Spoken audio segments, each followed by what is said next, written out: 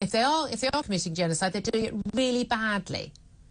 Oh yeah, how many people would they have to kill, Julia, for you to commit to not defend attempted Israel? genocide. How many people would they have to murder for you to not continue to defend murder Israel? and killing are different things, and you, as an associate professor of political economy, would, I'm sure, know the meaning of those two words. Yeah, 17,000 children have been killed.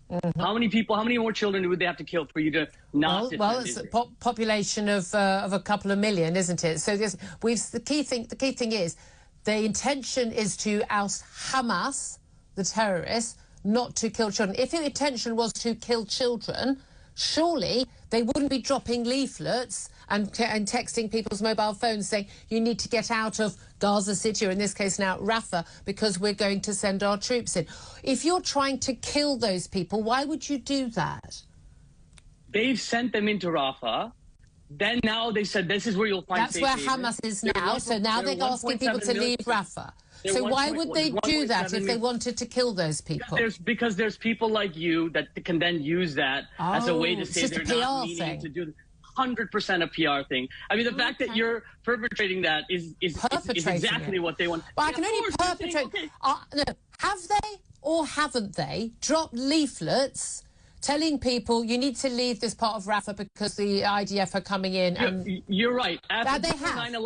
Before 9/11, all they had to do was drop leaflets on New York, and it would have made it just okay for them to attack the World Trade Center. Let's look at any number of instances. The World Trade Center was a civilian target that wasn't harboring terrorists who held hostages belonging to... Yeah, Al-Shifa wasn't harboring either. The BBC has done a massive report that says that was completely confected by Israel. Israel's been using the Hamas line over and over again. We know that the hospitals had hostages. Not true. We do, because some of the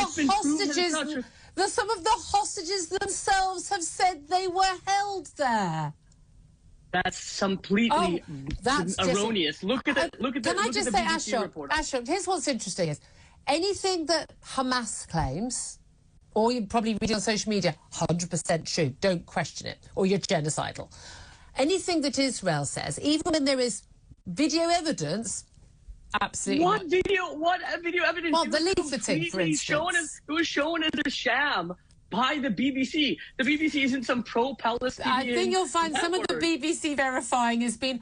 Well, these quite a lot of BBC verifying, given that actually a lot of the sources they have used for some of their verifications are actually pro-Hamas supporters. Everyone's Hamas, Julia. Everyone's Hamas. BBC is Hamas. No, not everyone at the BBC. Pentagon is Hamas. Human Rights Watch, Hamas. When the BBC used people, when they used reporters who have tweeted support of Hamas, then yes. The UN said they wanted to come in and investigate it. Israel said no, and they said Hamas. And that's an issue. People like you would come out and say, no, UN is also Hamas. Is the UN Hamas, Julia? The UN has been extraordinarily poor at condemning Hamas. The UN Women's Organization didn't condemn the rape of women from hostages. They said they would investigate it, and Israel said they wouldn't allow them to investigate it. Is Hamas in the room right now, Julia? I'm really concerned that you're thinking everything's Hamas. I don't think everything's Hamas. However, I also don't take the words of murderous, raping, torturing terrorists as the gospel. Call me old-fashioned. Let's get back to these. Let's get back to these student encampments. What is the purpose of this? Because again, the BDI thing, God, what does it remember? Was it boycott, divestment, and sanctions? There seems to be such a concern with Israel. Now, in my day at uni, I'm quite old, the big concern at the time was about South Africa and about, economic sanctions to sort of, whether it's sporting sanctions and the like. Why are young people, students say, why are they so obsessed with Israel? But they don't seem to have the same concern about, say, for instance, Russia or China or Assad in Syria or the Saudis, what they've been doing in Yemen. They seem to be very specifically concerned with Israel. I wonder why that is.